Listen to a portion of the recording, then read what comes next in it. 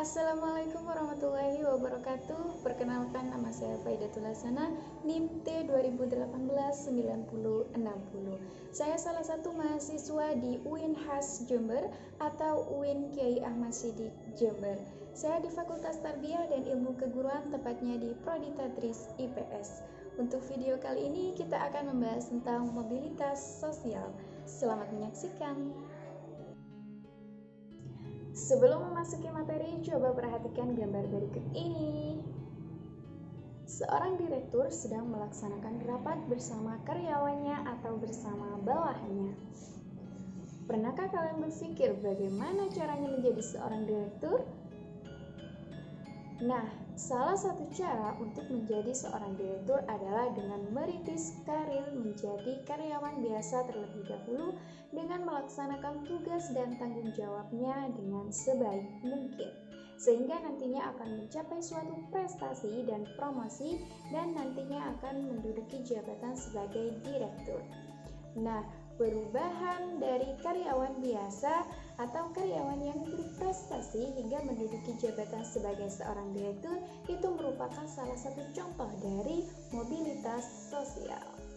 Nah, dari contoh yang tadi, apakah kalian bisa menyimpulkan apa yang dimaksud dengan mobilitas sosial? Mobilitas berasal dari bahasa Latin mobilis, yang berarti mudah dipindahkan atau banyak bergerak dari satu tempat ke tempat yang lain. Kata sosial pada istilah tersebut mengandung makna seseorang atau sekelompok keluarga dalam kelompok sosial. Mobilitas sosial adalah perpindahan posisi seseorang atau sekelompok orang dari lapisan yang satu ke lapisan yang lain. Bentuk-bentuk mobilitas sosial itu ada dua. Yang pertama, mobilitas sosial vertikal. Yang kedua, mobilitas sosial horizontal. Mobilitas sosial vertikal adalah perpindahan seseorang atau kelompok dari suatu kedudukan sosial ke kedudukan sosial lain yang tidak sederajat. Mobilitas sosial vertikal terbagi menjadi dua. Yang pertama, mobilitas vertikal ke atas. Yang kedua, mobilitas vertikal ke bawah. Mobilitas vertikal ke atas adalah mobilitas yang terjadi karena adanya peningkatan status atau kedudukan seseorang. Contohnya, ada seorang karyawan yang karena prestasinya dinilai baik, kemudian ia berhasil mendapat kenaikan jabatan. Sementara mobilitas vertikal ke bawah merupakan proses penurunan status atau kedudukan seseorang dari atas ke bawah. Proses social sinking seringkali menimbulkan gejolak kejiwaan bagi seseorang karena adanya perubahan pada hak dan kewajibannya. Contohnya, seseorang yang memasuki pada masa pensiun, turun jabatan, atau dipecat dari pekerjaannya. Selanjutnya adalah mobilitas horizontal. Mobilitas horizontal adalah perpindahan status sosial seseorang atau sekelompok orang dalam lapisan sosial yang sama. Contohnya, ada seorang guru yang pindah ke sekolah lain namun tetap dalam jabatan sebagai guru.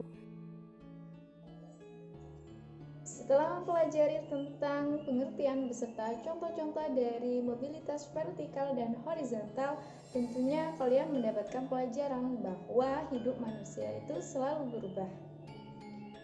Untuk yang selanjutnya, kita akan membahas tentang faktor-faktor pendorong mobilitas sosial. Faktor-faktor pendorong mobilitas sosial yaitu faktor struktural, faktor individu, faktor sosial, faktor ekonomi, faktor politik, dan kemudahan dalam akses pendidikan. Yang pertama, faktor struktural. Coba perhatikan gambar berikut ini. Tentunya kalian sudah mengetahui ketujuh presiden yang pernah memerintah di Indonesia. Nah, Ketujuh tokoh Indonesia tersebut berhasil mencapai status sosial tinggi berkat sistem demokrasi yang berlaku dalam politik Indonesia. Dengan sistem demokrasi, setiap warga negara Indonesia dapat mencapai status sosial berupa jabatan politik yang tinggi. Struktur masyarakat Indonesia sangat terbuka.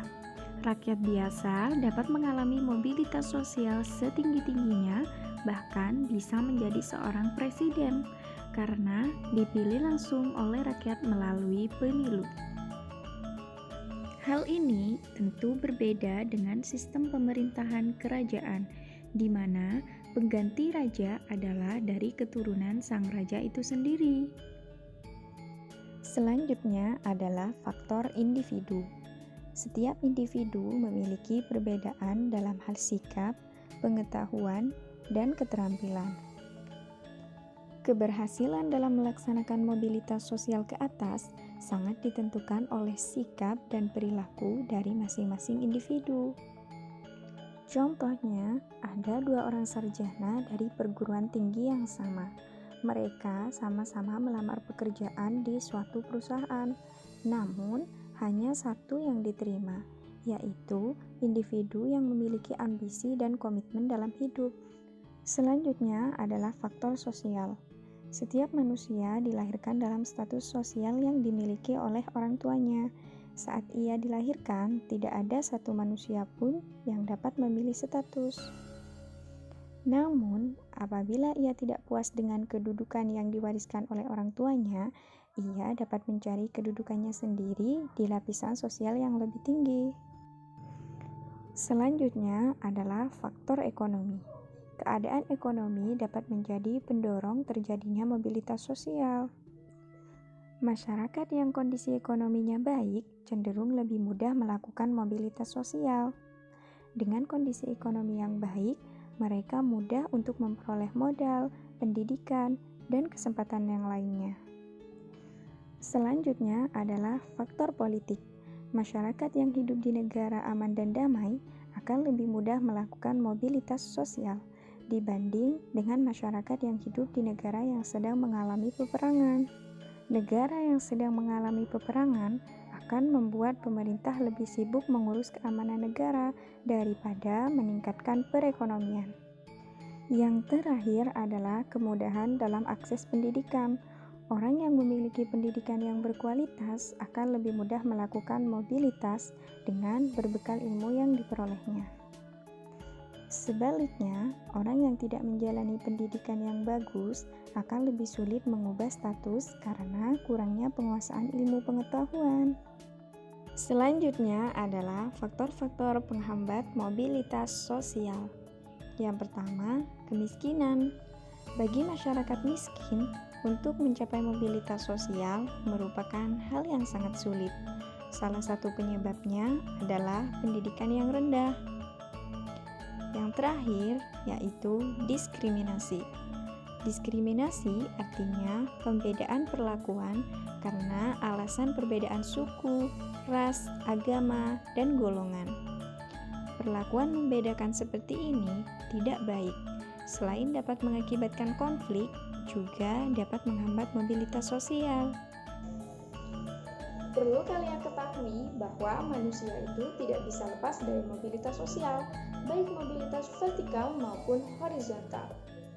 Untuk mobilitas vertikal, manusia bisa mengalami vertikal ke atas ataupun ke bawah. Dalam mobilitas vertikal ke bawah, tentu manusia berusaha menghindari hal tersebut.